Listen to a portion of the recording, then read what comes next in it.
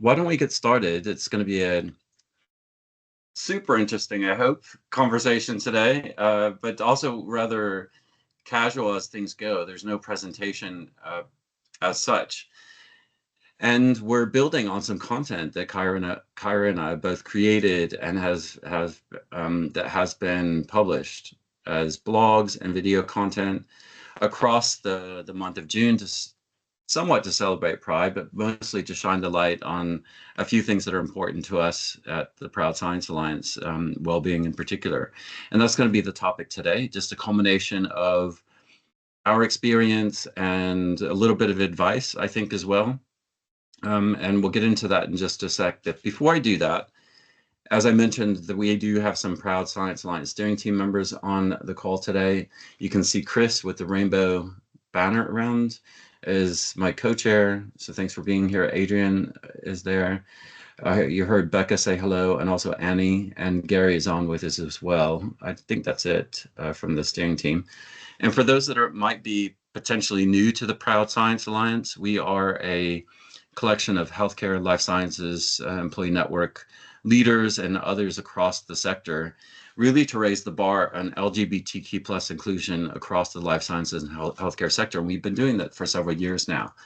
And one of the key ways that we do that is offer programming just like this. And we have various themes. We've had some science focus sessions this year, and we'll continue to do that across the month of Pride. I'm sure everybody's sort of feeling and sensing, things are a bit challenging. And that's physically, mentally, spiritually, all the things, for queer people for lots of different reasons, and primarily political and social, and a lot of backlash that we're feeling. And so we wanted to spend some time in terms of creating content and such to highlight that we need to and we can look after ourselves in different ways, but make it a bit practical. I had the good fortune recently of meeting Cairo at a networking event that was online, and something clicked in my mind. First of all, Cairo is super dynamic, and I thought we have to do something together. And so this idea emerged because of our backgrounds.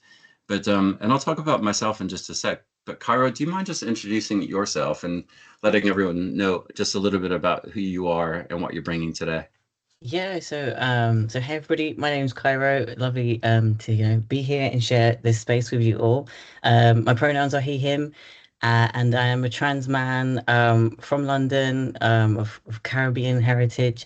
And I wear a lot of hats, which at points is like a blessing and a curse, but I think over the years it's starting to kind of intertwine together. So to give you a little bit of idea of all the sort of things that I've, not all of them, but the different areas that I kind of work in. My background is in performing arts, so I used to be part of a National Youth Theatre of Great Britain alumni.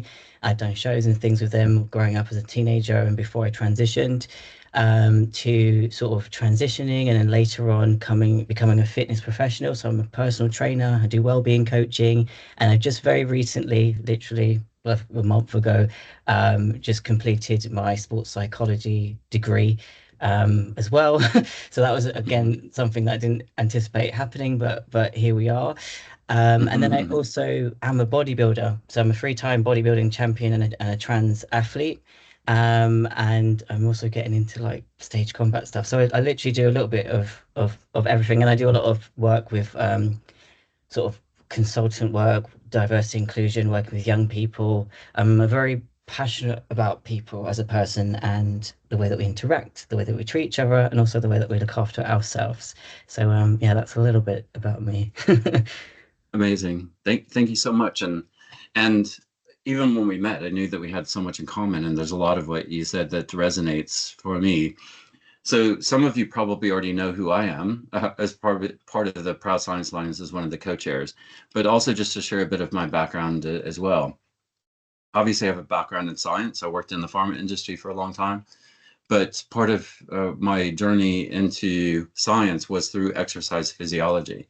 So my first graduate degree is in exercise physiology, really interested in how our bodies work and that sort of thing. But in parallel, have always been interested in the broader concept of well-being, and studied yoga, meditation, and things like that. And I love to I love to tell people I've been in the gym seriously for more than 30 years now, and we're going to get into our stories a little bit, so I won't say too much more about that. But alongside of the consulting and coaching work that I do, my volunteer work and sort of writing and speaking, and I'm also an artist. So this is something that Kyra and I share. You're more, it sounds like stage acting, that sort of thing. I'm a photographer, Mm-hmm. and um, so in with that context though, what we're going to focus or lean into is our expertise and background in well-being. And I wondered if we could kick it off literally by just talking about our connections into that space. And maybe Kara, you can start just saying a little bit about, yeah, because I don't know this yet either. Like, how did you get involved in bodybuilding, but also kind of your connection to well-being? Yeah, just tell Mm-hmm. us about that. Okay. So I feel like I have to go back a little bit. So Mm. kind of going back to 2026, not 2009, 16, not that far back. Yeah. I basically that year I had really bad health, like everything, mental health, physical health, everything is all Mm. intertwined. And it started out by I had vitamin deficiencies, like really bad. I also got a knee injury and I was like in the process of waiting for physiotherapy for about 4 months. Yeah, the waiting times were just there was just yeah. So in during that time, I was bedbound, and also just I won't talk about the whole story, but also just to be truthful about that timeline, that's also when I realized that I am also transgender. So it was like a crazy intense year, but it all kind of stemmed Mm. from sort of having a knee injury and then Mm. being ill, and then ultimately I was off work for about a year. So kind of coming through once I got to my physiotherapy and I sort of did that journey for a couple of months, kind of coming out of that felt like a transitional time, both, Mm. from being sort of like having like a temporary disability to then being able to move again, and then also literally with, a gender like transitioning. Mm. So really, I think my love for bodybuilding kind of stems from um, I was doing a documentary of Channel 4 years ago. It was called The Making of Me. It came out, as a 2-year project. And I got a personal trainer for the first time working on that Mm. show. And I just fell in love with the gym, or having that like sort of weekly discipline of things that I could control and a space for myself. And then also as someone who had like gender dysphoria, being able to, at that point, you have to remember I wasn't, I was waiting for hormone therapies. I've only really socially started transitioning, and the waiting times were huge. So it just felt like something I could do to like connect with my body, but also in terms of the sport bodybuilding, like physically sculpt and sort of Mm. kick dysphoria's butt that way Mm. through physical exercise. And from like I don't know, trying to get my shoulders to be a bit wider because it would help with my hip dysphoria. So it was very I had a very similar goal, probably the way that bodybuilders do, to sculpture and reshape your body. So then I started learning how to do it properly, and really that's really just having the space and being able to access the right environment to do so. And it was a private gym for also context. um that helped a lot, and it was only really because I did the show that I was able to do that at that time, because I wasn't even working really at that point. So yeah, and then after that I just kind of happened, just pure coincidence, I just kept meeting like bodybuilding champions. Mm. So it kind of felt like it called me as much as I was sort of Mm. looking for Mm. it. And it took me a long time to actually compete because, in the middle, I transitioned, or I had to have top surgery, and then you had to, have all the waiting times. Mm. So there's just a lot of things happening. But yeah, I think that's how I kind of came to Mm. bodybuilding really. Yeah. Yeah, and I think what stands out there is that I've heard in other people's stories that you have some, not necessarily crisis, but you have something that happens where you're like at the intersection of health and not health, Hmm. and it forces you to kind of think almost. How do I want to be? How do I want to show up in the world? How do I want to feel? And I don't feel good right now. So being introduced to different means, it sounds like, and to get connected to something and then finding actually, ooh, this, I like it, it makes me feel good, and it helps in lots of different ways. I certainly resonate with that a little bit. But I'll talk a little bit about my story, and that is different. And this is part of the reason for talking today. And you'll notice for yourselves, where you fit. I suppose those on the call today. But yeah, when we were talking about this, it made me think about like where's my connection into well-being and fitness and that sort of thing. And I recalled growing up in the United States, which is kind of a sporting nation anyway, kind of.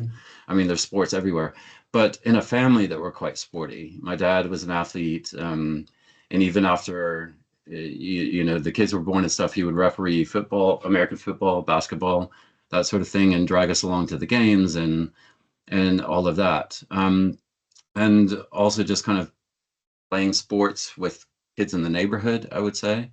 So that was kind of the start. And even after I grew up, my parents divorced, but both sets were really sporty still. So I always had that not necessarily motivation, but exposure, and encouragement to kind of play sports and that sort of thing. The interesting thing, though, is that, as you can imagine, a queer person like myself in middle America, southern United States, in the 1980s growing up, I didn't feel welcome in most kind of sports places. What's interesting is that, and curious about that, is that that was always the case. Like if you're any kind of sort of queer, then you were kind of pushed away. But I was really good at sports. So it's this irony in a way, because my brother kind of became an athlete. He was accepted because he's quite straight and all of that. But I was always like, but I'm better than him, but I'm sort of rejected. And so what's interesting about that is, rather than shying away from it, I still leaned into it, but found my way through, I would say, individual sports. I was like running, biking, swimming, that sort of thing for myself. But found my way to the gym because in the 1980s, it was the height of sort of bodybuilding culture in a lot of ways. If you recall, or if you happen to grow up in that time, you'll understand what I'm talking about. That was the aesthetic that people kind of aspired to, moving away from like the 70s or the 60s, where it was like everyone's skinny and that sort of thing. You wanted to be bigger. I was drawn to that, and I knew that I couldn't just swim, bike, and run every day and get bigger. And so I thought, well, I'll switch and start going to the gym. And it was still a little bit intimidating, but what I found is interesting is within the bodybuilding kind of weightlifting culture, there are a lot of queer people, queer men in particular. But so found a way in, I would say. And I think, and when I was contemplating what is it that I want to do with my life, I love working out. I love being active and that sort of thing. So that was the way into sort of exercise physiology for me. It was like I wanted a career. I didn't end up doing that, I would say, professionally, but it certainly got me into science, which I also love. But I think that's a little bit of a background, I think. But alongside that too is this idea of like, how do you find your place and support your well-being and that sort of thing, which we'll get into in a little bit. But that's why I've always been committed to it through good times and bad, or whatever. I've always found a bit of solace and things that I needed in the gym.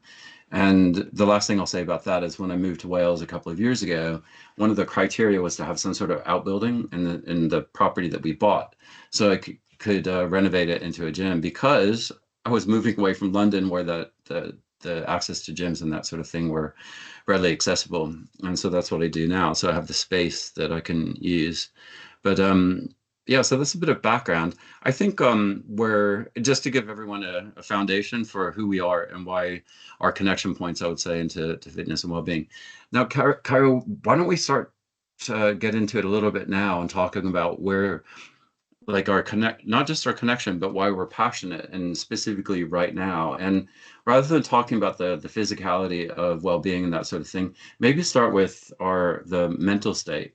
Hmm. As I introduced, challenging times, that sort of thing. You even told your own story about some of the connections into your mental well-being, but maybe just talk about your philosophy and connection into um, the mental part of well-being. Yeah, so I think for me, it's just so important. And I think something Mm. probably to start off with is just to acknowledge it's like I am by no means perfect. Nobody is. There's no such thing as perfection. Yeah. But yeah, I just want to, even the playing field and just be Mm. honest about that. Especially I do live in London, so it's very busy. It's very, I'm a freelancer. It's like hustle, hustle, here, there, everywhere, run up and down escalators all day long. A lot of Mhm. moving, which something is good for the cardio, but mental well-being not so much. And obviously we all know that we live in a time where we are constantly, bombarded with information. So Mhm. no matter what it is, whether it's not just if it's good or bad, it's just a lot.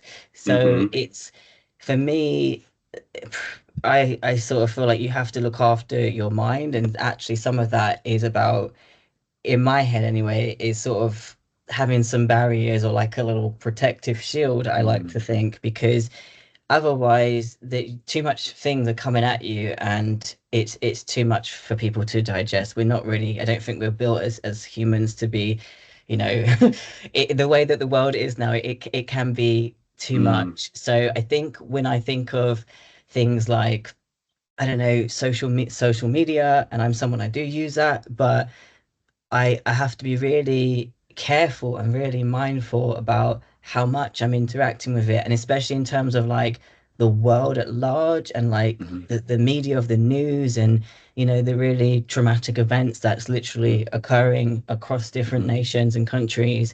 um, is even if you are someone who leans into the more, activism side, you know, Mhm. as queer people often do, it's about also looking after yourself. So Mhm. for me, it's, I think, sort of doing sports psychology as well. Some of it's more like I'm not religious by any means, but I would Mhm. say I'm definitely a spiritual person, and I Mhm. always kind of have been. I just always, I feel like I've had Mhm. so much adversity in my life that I Mhm. sort of feel like there's got to be something bigger than me, because how how I'm still standing, some of it's grit, some of it's willpower, Yeah. but sometimes it's just pure miracle territory. So Yeah. I Mhm. I I think when I think about it, is about kind of looking after this, the inner world. When we're dealing with like the outer world and all the things that come at us, it's making space for us. So it's sort of like that idea of like you can't pour from an empty cup. So Mhm. for me, sort of the practices, it might change depending on what my daily needs are, what my Mhm. training program or my work demands are, but it's some kind of like carving out Mhm. space, Yeah. whether it's for quiet time, whether it's to breathe, stretch, meditate, or even if it's to physically do a physical activity like weight training. For me, I notice that when I don't do, like if I've ever had an injury and I've stopped doing it, that doesn't help me. I really notice. I think when you're unable to, that's when we notice it the most. Like in the pandemic, I was like, oh my God, I didn't even appreciate walking to the levels. The mental clarity that I get Yes. after just going for a stroll, like whether, you've got flatmates or family members, or, someone stressed you out in your home environment, and you just need to just go for a little walk.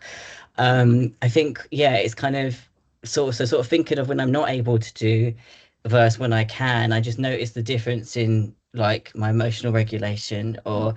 connection as well to the world or to myself. So for Mhm. me, it's all intertwined. But I know that when I Mhm. stop making space for myself, like Mhm. also physically or a quiet Mhm. time, then I also notice that I start to get lower energy, or I'm more Yeah. irritable, or I can't show up in the way that I do when I Mhm.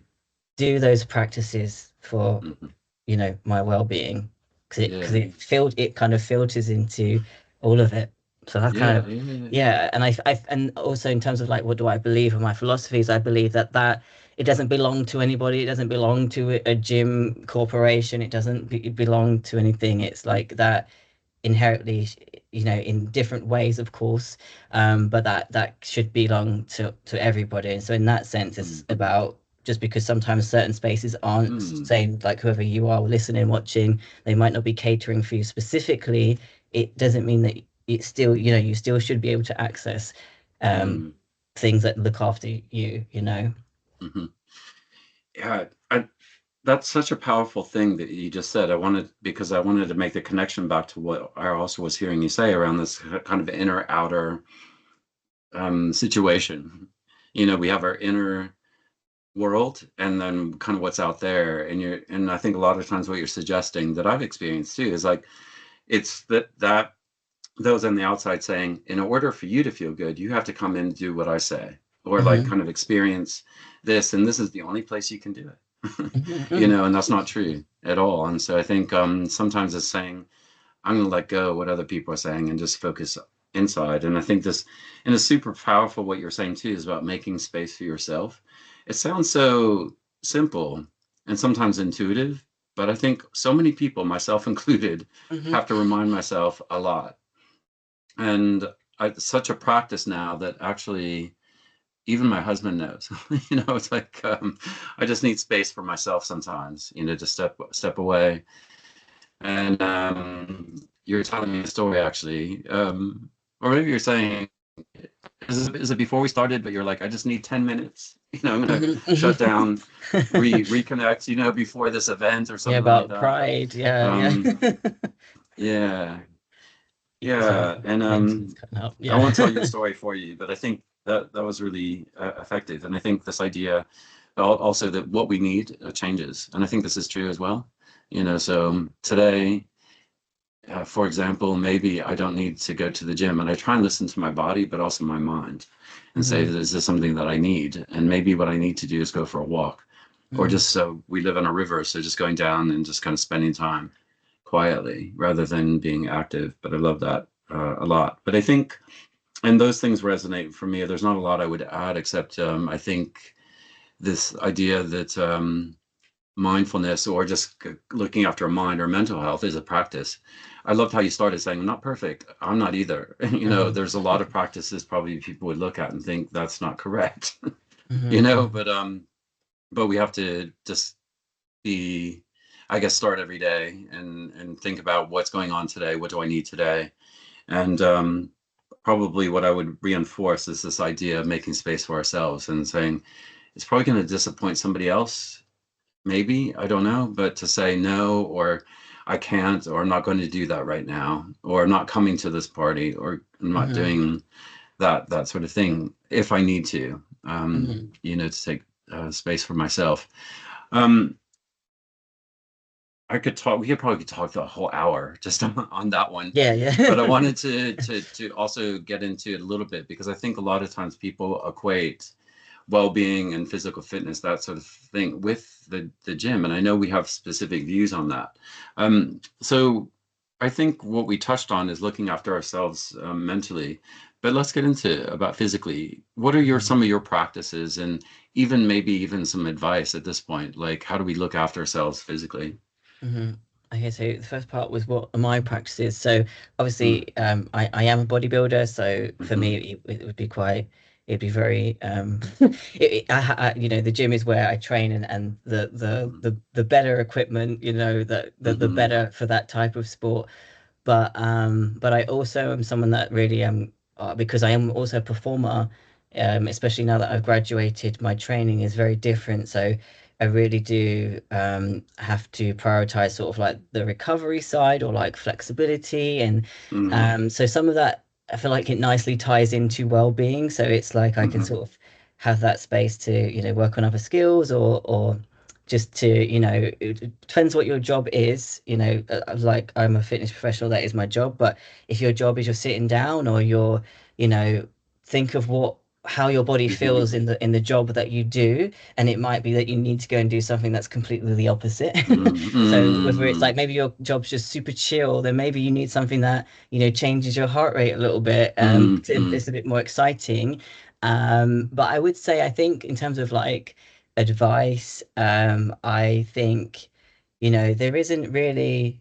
well, for what I know for sure is there isn't one way to be physically active. Mm-hmm. And as somebody who has also worked with people, or even a lot of people that I love have different disabilities, even just thinking of it from that lens, it's like, or just anyone, whether you have insecurities or you don't Mm-hmm. financially are able to go to like a gym, Mm-hmm. we do have, outside, I think Mm-hmm. even me, like I'm in my 30s, but I've seen like, jokes on Instagram and stuff, and it's about like, how nowadays, like, yeah, or back, a few years, I know a decade ago, kids, if you were punished, you had to stay inside, when nowadays kids are happy to sort of stay inside, they don't see that as a punishment. It's like they're kind of a bit on the fence about going outside. So just kind of Yeah. reclaiming just space. But I think a lot of it is like, you don't have to, don't just watch what one person is doing. Or sometimes the most popular thing, being really honest with you, it doesn't mean that it's better.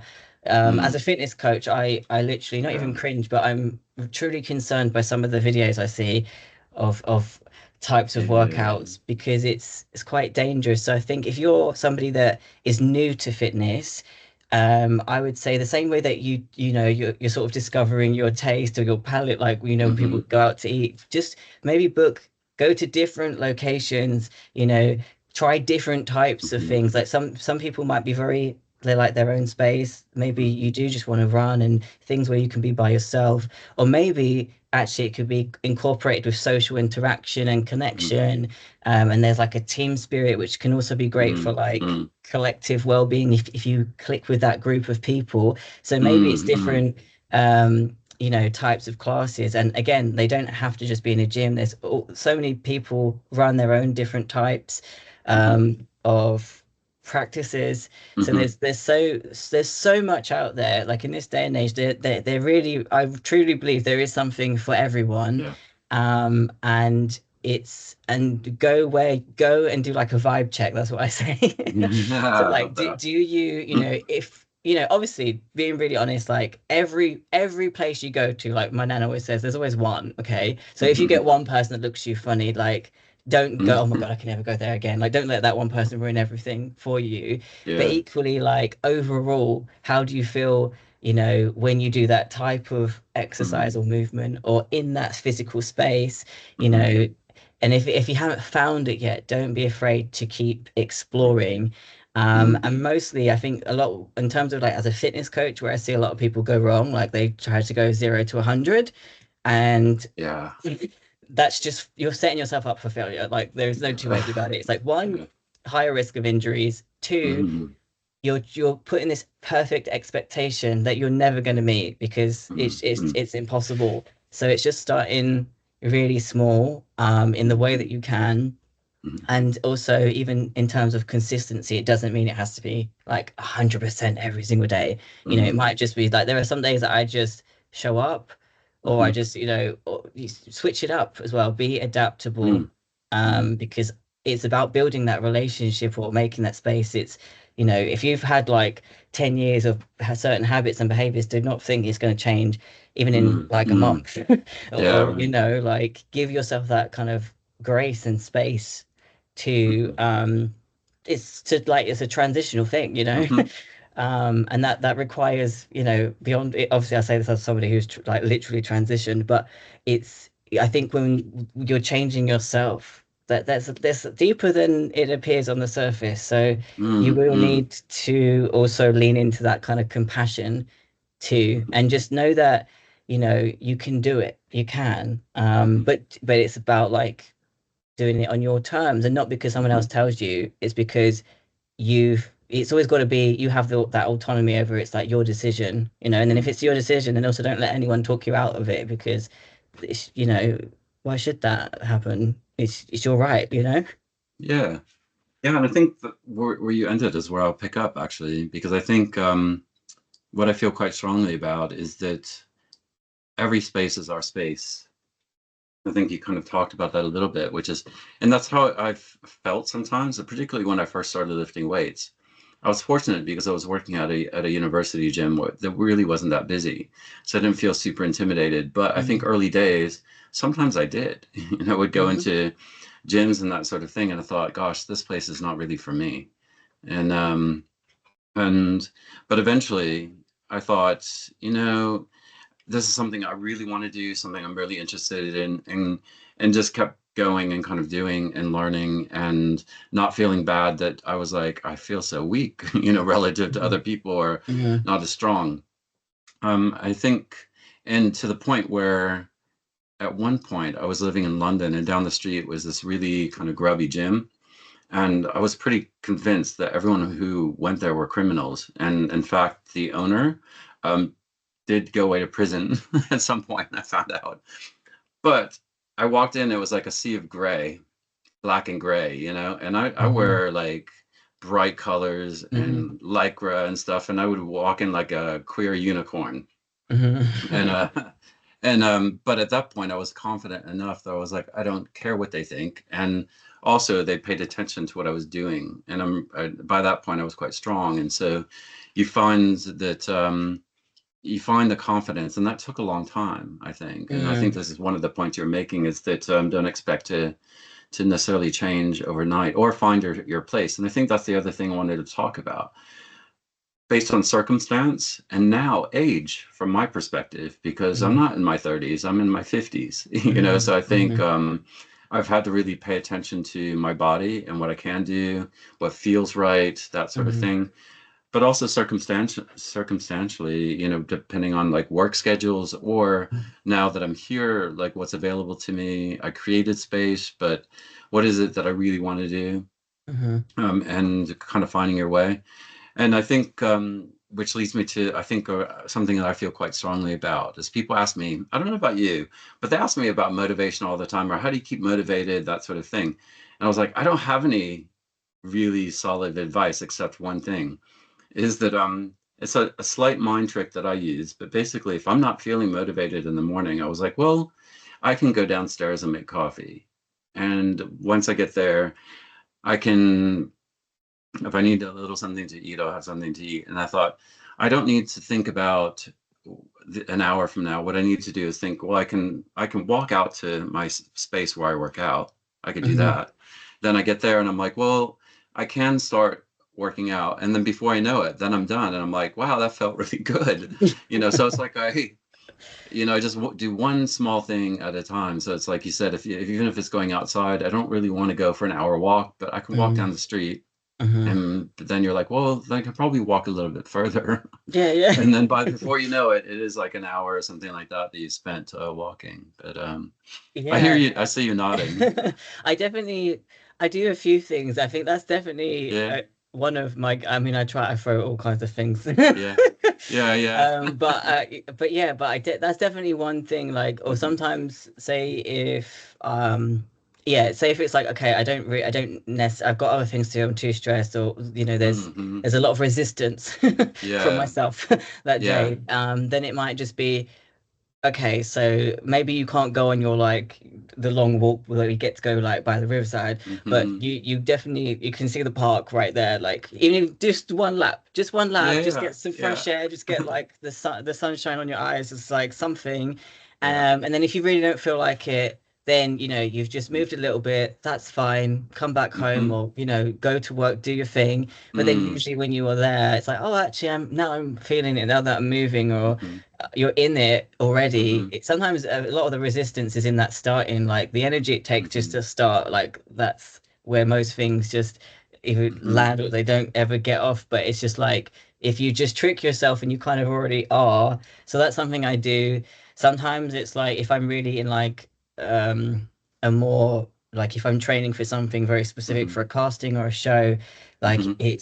I really can't have deviations. So in that sense, Hmm. it's just like it might be that I pack the night before, and it's just I don't allow myself to think too much about it or talk myself out Hmm. of it. It's just Yeah, like, hey, there's the running shoes or there's the bag, yeah, and yeah, just yeah. just go, and then you figure it out on your way there, or and even some days I have got to literally the gym, and it's like maybe it's really busy or it just hasn't worked out, or I've even got a Hmm. message that I actually have to come back earlier and my timings are all wrong. But I'm like, Hmm. okay, well, I made it here. I might just go on the treadmill, do some stretching, and Hmm. then be okay with that. But I think Yeah. in the past, I would get frustrated with myself. And then it's Mm. either like, oh, well, you've completely failed. And it's like, no, actually, it's like celebrating the small wins. So that's something that I Hmm. do. Something that's probably a bit more strange, but I'll be honest with you.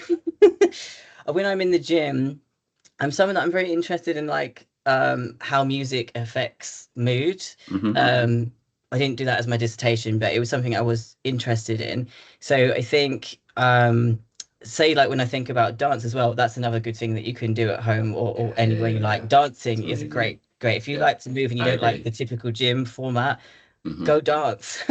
Honestly, I Yeah. say that to quite a few of my clients, Hmm. and it's just changed. It's been a game changer for them.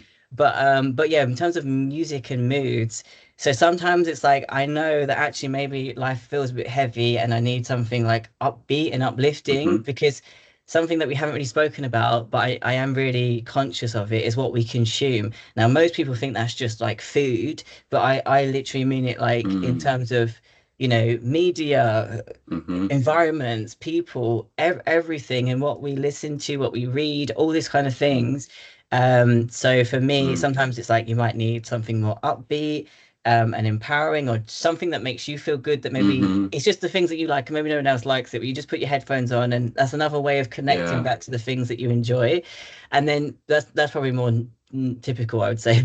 But also Yeah. when I'm properly training in the gym, I listen to like motivational talks or podcasts. So I either Mm. Mm. learn like on a treadmill, or Hmm. do something. So it's Hmm. like before I know it, I'm like, oh, actually, there's a podcast that I'm writing a paper about. And then Mm. that's a way of, it's almost like I don't even realize I'm working out. Yeah, yeah, yeah. Or That's if I a need that little bit of like that kind of more of a push, then I'll listen to like I don't know, it might sound like a drill sergeant, but that works for me if I'm mhm, training on those intensity levels. But it changes depending on what my goal is and what my mood mhm, is. But it's the mhm, more attuned that you can be with yourself, and the more mhm, that you experiment, because actually there is probably things that work for you mhm. personally. For me, I need to have a little my morning cup of coffee.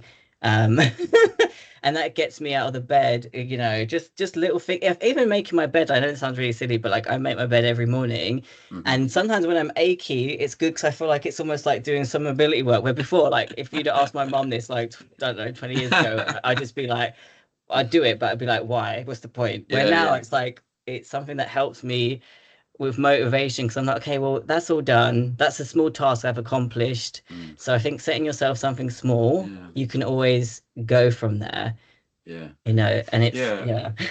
yeah. And I think what you're talking about is integrated movement. And instead of saying, ah, well-being or something is the gym or this Mhm, class or something like that, but actually it's around us every day. So it's making the bed. It's about um I've been doing a lot of renovation work, so it's like literally mhm, like 6 to 8 hours in the gym, kind of hammering and destroying things and stuff. But so it is around us, I think. So that's really important. I think and you touched on something that resonated with me too, is this idea of finding different spaces, different moods, that sort of thing.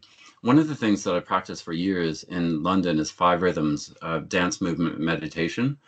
So mhm, it's kind of meditation, but it's a lot of movement, and you go through five rhythms, one of which is chaos. So you're like really getting after it. It's like the whole hour and a half you're moving your body, but then there's like chances to really accelerate and that sort of thing. That's something that I loved. I went once with a friend, and I was like, this is my jam. I mhm, was like, so even now I still go and I practice around the world doing five rhythms. But and if I don't have a class to go to, then I'll do that in my gym sometimes. If mhm, that's what I need today. I just need to move my body to rhythm and as you say, kind of your what you find or what you need that day. But yeah, there's like the infinite number of ways we can move our body for sure. And so that's a key takeaway, I think, for anyone is like finding where you connect, to moving your body. But it's also our right. We get that we're in mhm, this body. mhm, It's what we have in this moment. We can just decide how to move it. And we can find our spaces wherever they happen to be. There's one other thing I wanted to bring in. There was a couple of stories that I wanted to tell. One was I was having this conversation.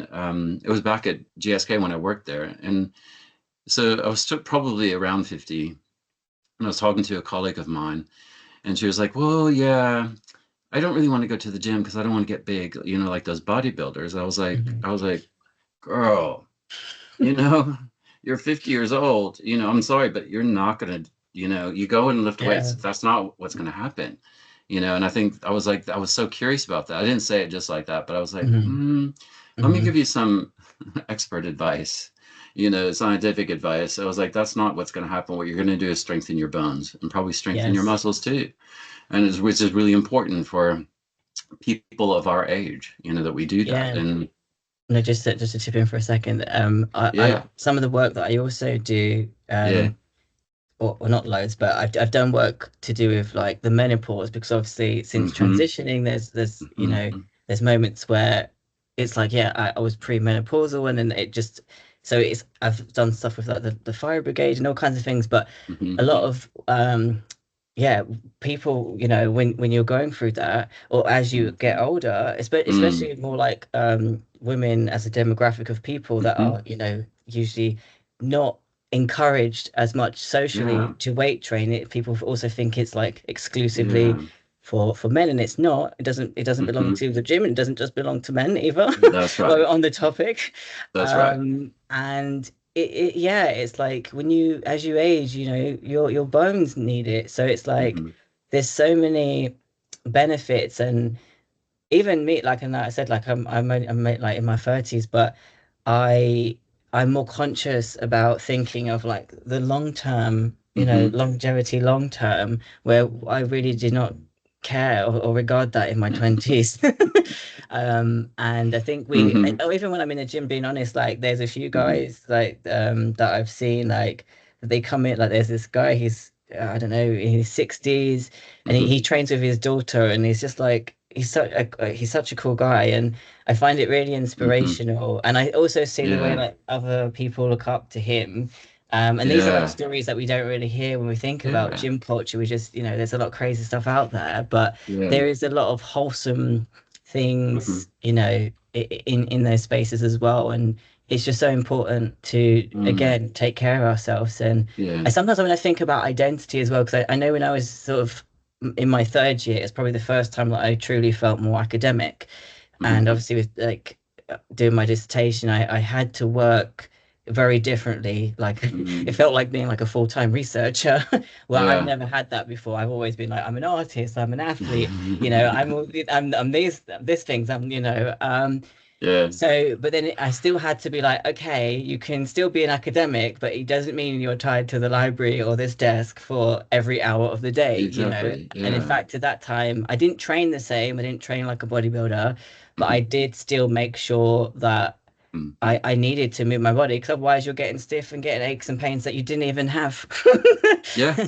Like you No. didn't even have beforehand, and then now, so I think sometimes it's about identity or like this, where do these myths come from? Like, oh, if I do this, I'm gonna get huge, and then I don't like this. It's challenging these Yeah. underlying assumptions, or like queer That's right. people can't be, you know, bodybuilders, or in Yeah. queer people can't like sports, or it's just Yeah. Yeah. silly ideas that sometimes even we've kind of internalized. So it's Yeah. about getting rid of the stereotypes and the myths as Yeah. well. I think that kind of Yeah. gatekeep those spaces as well. Absolutely. Yeah, because I think that the second story I wanted to tell is related to that because I had a client because I coach across the mind body spirit continuum as part of one of my offers, and so a lot of what I was working with this client on was around sort of work stuff, but then she brought in physicality as well, and she practices yoga, but then she was like, I really want to try the gym.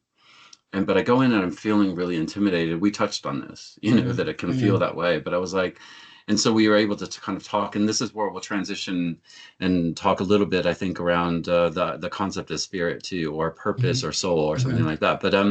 But she was like saying that she was intimidated, and I was like, look, how do you feel when you go into a workspace? And she was like, well, I feel really confident because I know my stuff. And I was like, and that same feeling is accessible to you. So if you go into mm, the gym, there'll be people there that are like telling you you don't belong here, but you absolutely freaking do.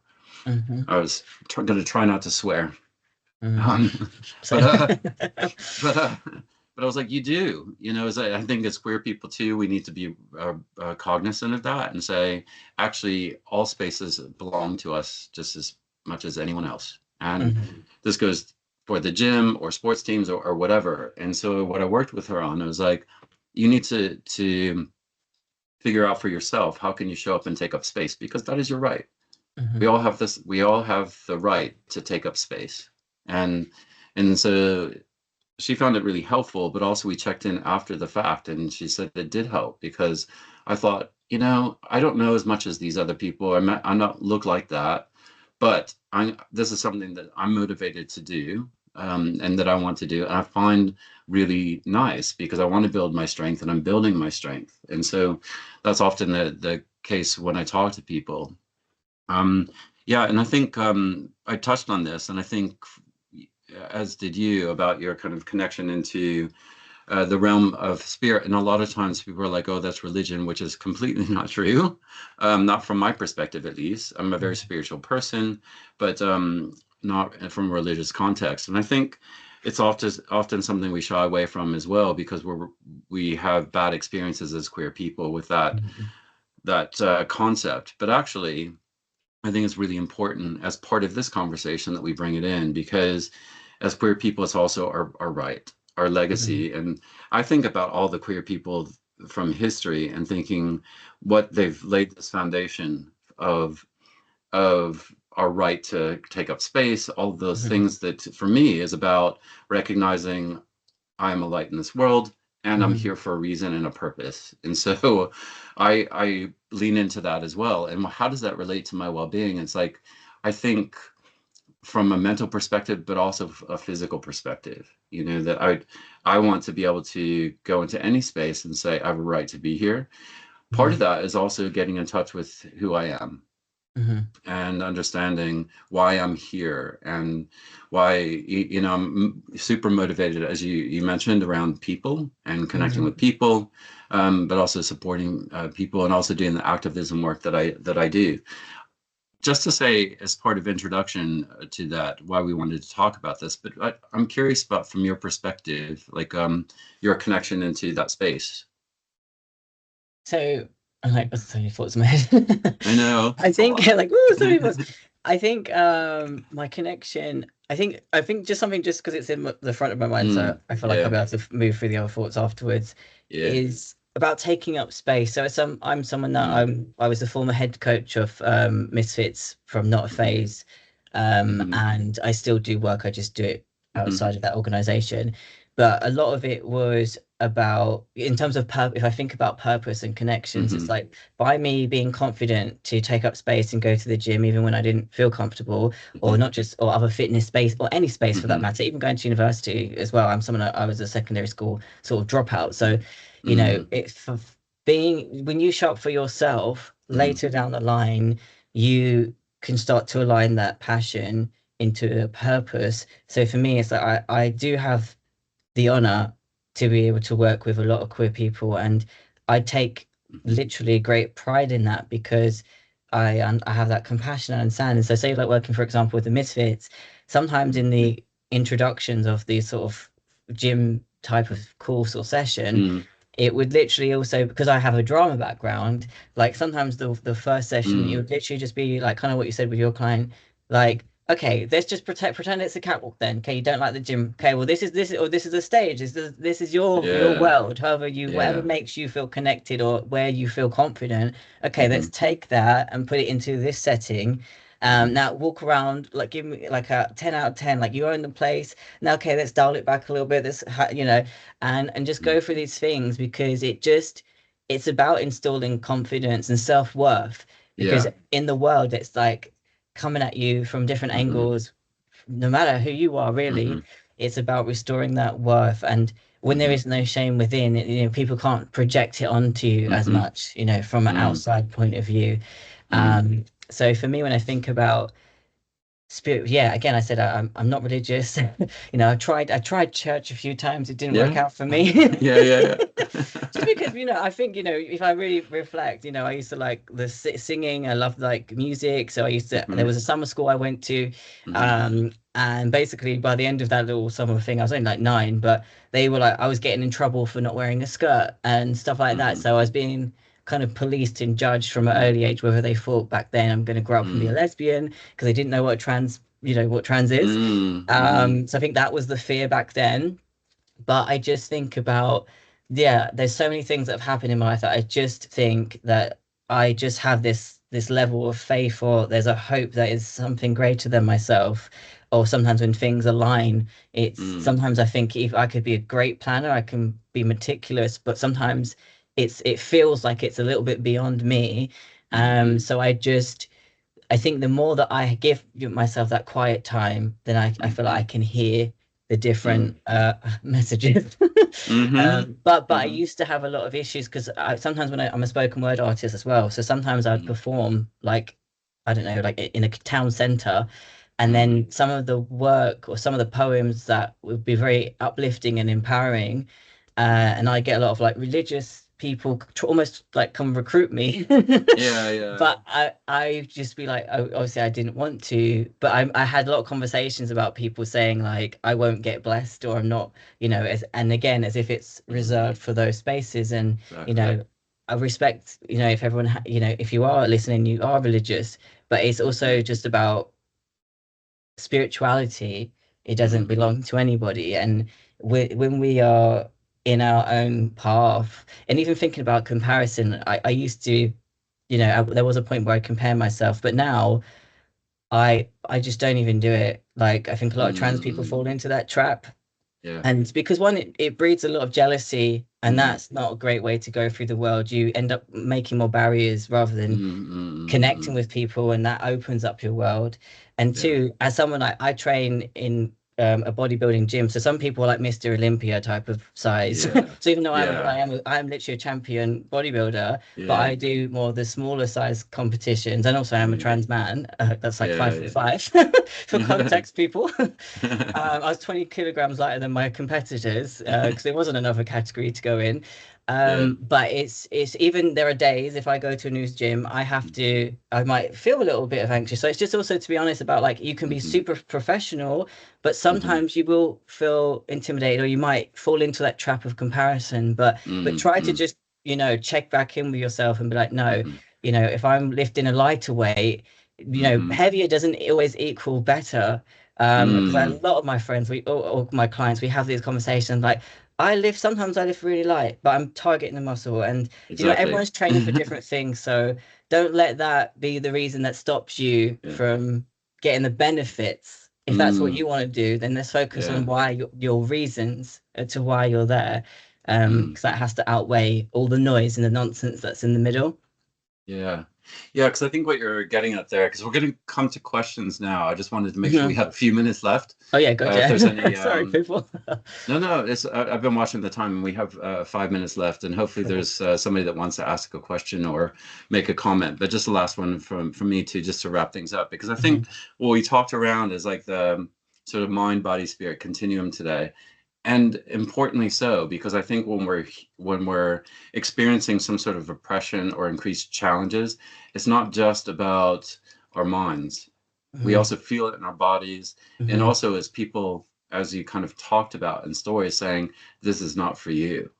And I'm here to say it is. It is Mhm. for us, and we can find our space and we can take up space.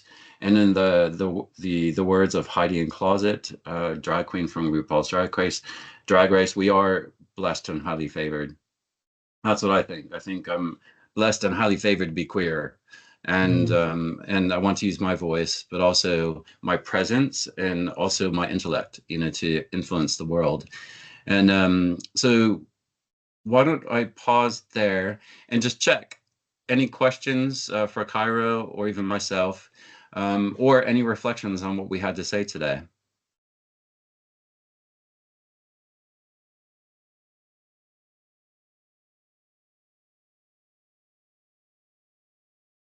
Let's see who's that? Gary. And thanks for your comment, Becca. Do Hi. you want to? Hi. Sorry, just trying Hey to get my there. How you microphone to doing? work. I'm good. You? Good, good. Yeah, I just wanted to say I found it really helpful. I Mm, suffer from somewhat crippling mental illness, mm, which translates into all kinds of physical disabilities. mm, And hearing about tiny steps that you can take, I find that quite inspiring. And I mm. found the whole thing really enjoyable. And yeah, really, really enjoyed it, and very worthwhile use of my time, I'm sure. Amazing. Thanks so much for that comment, Gary. And I think, Becca, just to touch on what you said there, I think, yeah, yeah, a little bit less daunting for somebody that might have felt intimidated. Because one of the things I was going to say too, I think, particularly in the gay male community that I've always been a part of and connected with, there is a lot of intimidation. You have to learn, look a certain way and everything. Mm-hmm. I spend my time focused on letting everyone know everybody is beautiful. And this is true. Mm-hmm. It is true. And I think what we've talked about today is start where you are. You know, you don't Mm-hmm. have to be some ideal, and you don't ever have to be that. But yeah, why don't we go to Jack? Hey Jay, hi Karen. Thanks so much for the talk. Yeah. I've just been reflecting on, throughout the hour and thinking about how I think Mm, it wasn't until I was about 34 that I managed to get into what I would call a flow that was sustainable. And mhm, I was thinking a lot about the moments, I don't know, December, walking out the front door, not wanting to exercise or do anything, mhm, and just literally putting one foot in front of the other. And those moments just being really important, because once you do one, you then are inspired and you kind of have the confidence to do another. But then also acknowledging that even after sort of a couple of years, you still get those doubtful days. So Mm-hmm. mhm, and I think those are the hardest bits. And then I mhm, also uh, joined a gym that was just really kind of busy, Londony, cheap and unpretentious, and nobody really cares how each other look, or at least it feels that way. So that mhm. that was helpful. Yeah, no, thanks for those comments. Yeah. And also Annie talks about yeah, kind of finding inspiration and a good tip about the step-by-step approach. And I think this is I think universal, you know, for Mm-hmm. most people is like, how do you find the motivation? Well, how do you find your space? And I think what we talked around today, hopefully in some detail and lots of different ways, is how you can do that. Yeah. And yeah, there you go, Kyra. Wish somebody like yourself was around to motivate them on a daily basis to exercise. I was like, come chat to Coach Cairo. Yeah. Who knows? Maybe we can make it happen. But just Yeah. something to add to what you said about feeling blessed. I listen to my motivational talks like on a Mm, regular basis. There's mm, one mantra that I've taken from it that is blessed and unstoppable. And when I was mm, competing as a trans athlete, there was a lot, mm, obviously, it wasn't in the public arena, but sometimes it's in the atmosphere, it's in the air, and it doesn't matter. And this applies to every different gender, every body type. It's mm, like mm, you deserve to be there, and once we give ourselves that permission, then you can be unstoppable. It's not that there won't be hurdles or obstacles, but just keep at it. So yeah, yeah, thank you. good. Unfortunately, we have to end there because we're out of time. And even though I'd love to, I realized today, like, just how much I love talking about this stuff. And it was a pleasure, Kyra, to have you with us. And thanks for sharing your wisdom and your experience and your lived experience and bringing Mm, to life a lot of what we talked about today. So thanks so much for doing that. And thanks everyone for being here. And I think our wish, I would say, I hopefully I can speak for you, Kyra, too, is to go out and embrace who you are, and in hmm. particular in the environment that's going on right now. But as we're ending Pride Month today, officially, I would say, but certainly keep the spirit alive. Queer is beautiful. You are beautiful, and sending out lots and lots of love to everyone. Thanks for being Thank here. you. Thanks again.